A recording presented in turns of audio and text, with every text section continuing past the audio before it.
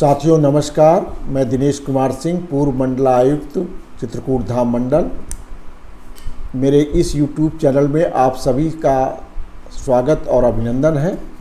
आज मैं एक नए विषय के साथ आपके बीच में उपस्थित हुआ हूं और जो बड़ा महत्वपूर्ण विषय है, जिसको लेकर के गांव में आए दिन झगड़े होते हैं, वो विषय है खेत की नाप, पैमाइश। कई शब्दों से हर एक इलाके में खेत की नाप को अलग अलग शब्दों से कहा जाना जाता है। कहीं हदबरारी कहते हैं, कहीं सीमांकन कहते हैं, कहीं हदबंदी कहते हैं, कहीं पैमाइश कहते हैं, कहीं डिमार्केशन कहते हैं, कहीं नाप कहते हैं।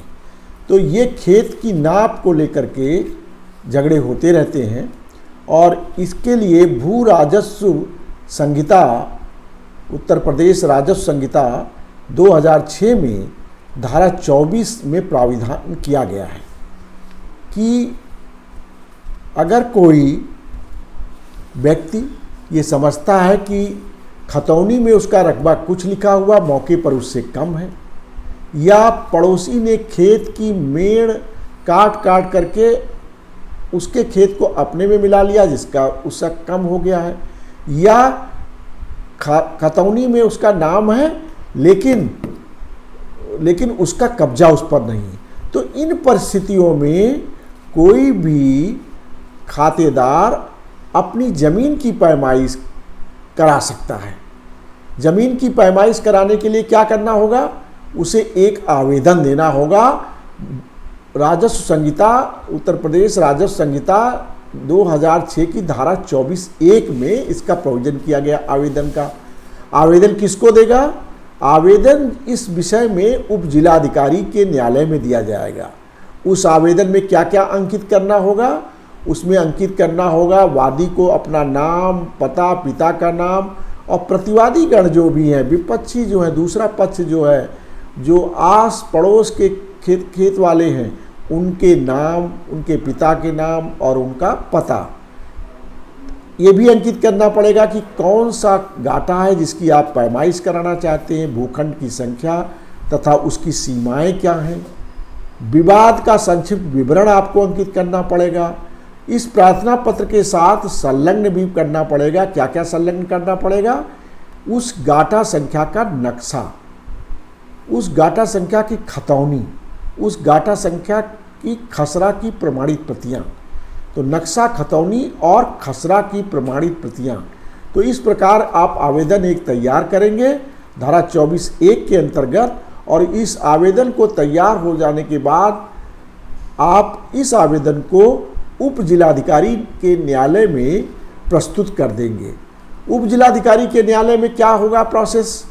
उप जिलाधिकारी के न्यायालय में आवेदन प्राप्त होने पर न्यायालय का कर्मचारी इस आवेदन का परीक्षण करेगा कि क्या ये आवेदन जो निर्धारित प्रक्रिया है, नियम है, उसके अनुरूप है कि नहीं, कोई कमी तो नहीं है।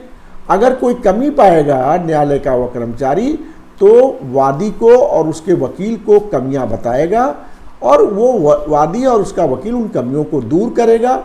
अगर वो समय भी चाहेगा उन कमियों को दूर करने के लिए, आपत्तियों का निराकरण करने के लिए, तो वह समय भी उसे दिया जाएगा। इस प्रकार जब सब कमियां पूरी हो जाएंगी, आवेदन पूर्ण हो जाएगा, तो न्यायालय का वह कर्मचारी इस आवेदन को उप जिलाधिकारी के समक्ष प्रस्तुत करेगा। उप जिलाधिकारी के समक्ष जब आवेदन प्रस्तुत होगा तो वो सारे अभिलेखों, कागजात आवेदन को देखेंगे और एक आदेश राजस्व निरीक्षक या राजस्व अधिकारी को पारित करेंगे कि इसकी पैमाइश करके, प्रारंभिक पैमाइश करके अपनी रिपोर्ट प्रस्तुत करें। ये आदेश पारित करेंगे। यहाँ पर आपको ये भी उल्लेख करना आवश्यक है कि आवेदन के साथ निर्धारित शुल्क भी जमा करके उसकी चालान की रिपोर्ट भी लगानी पड़ेगी। शुल्क कितना होगा?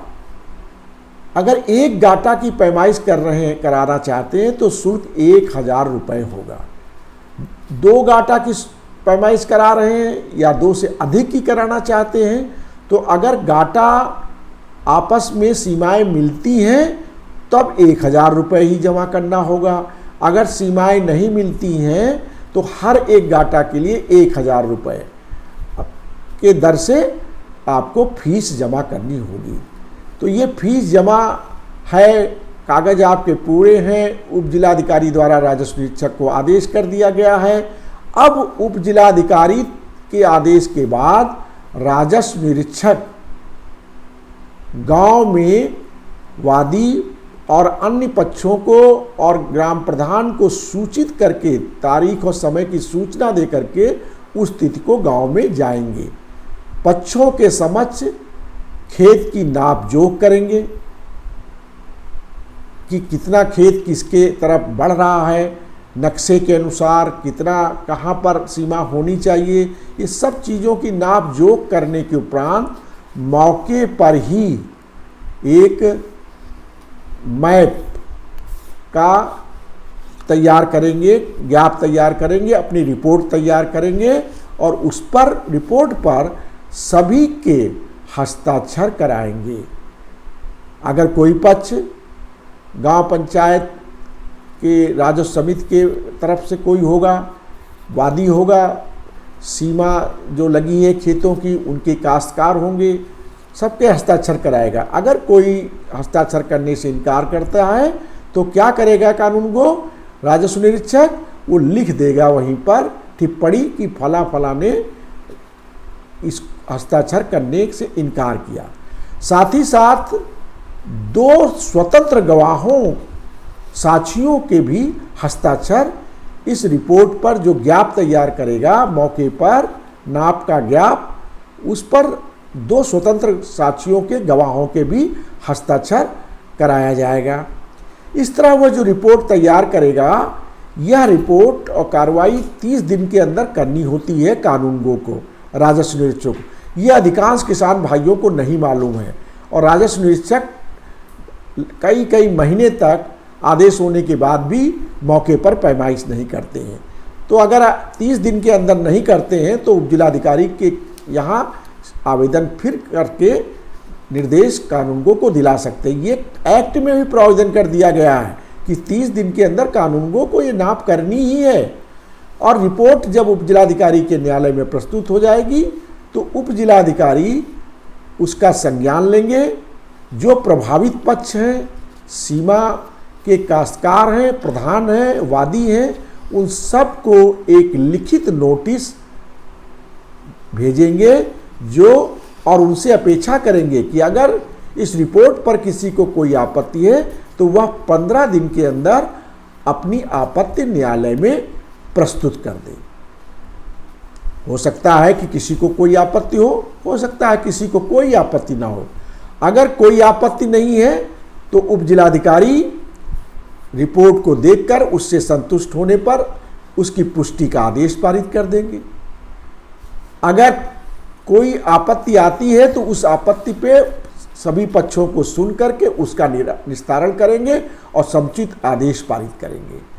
यदि न्यायालय द्वारा, उप जिलाधिकारी के न्यायालय द्वारा राजस्व निरीक्षक द्वारा की गई पैमाइश की प्रारंभिक जो रिपोर्ट प्रस्तुत की गई है उस कोई पुष्टि कर दी जाती है, तब पुनः उप जिलाधिकारी द्वारा एक आदेश राजस्व निरीक्षक को मौके पर जाकर के नाप अनुसार पत्थर गड्डी करने के निर्देश दिए जाएंगे।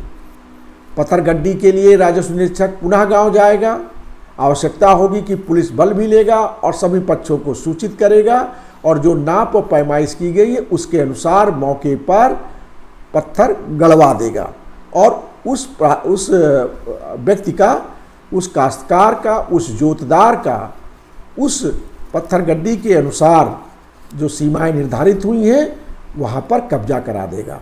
इस प्रकार ये प्रक्रिया पूरी होती है।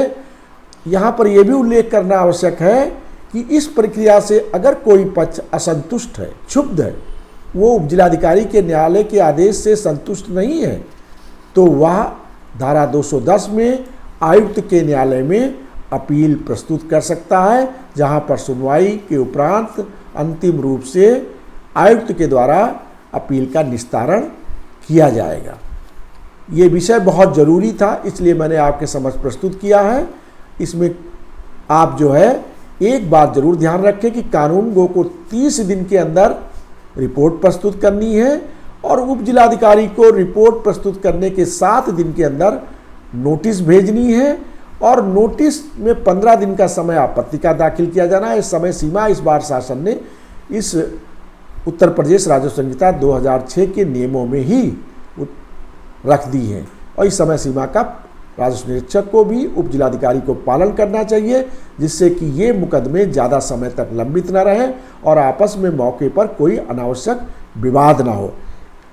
मुझे आशा है कि ये आपको अच्छा लगा होगा, आपके लिए लाभकारी होगा।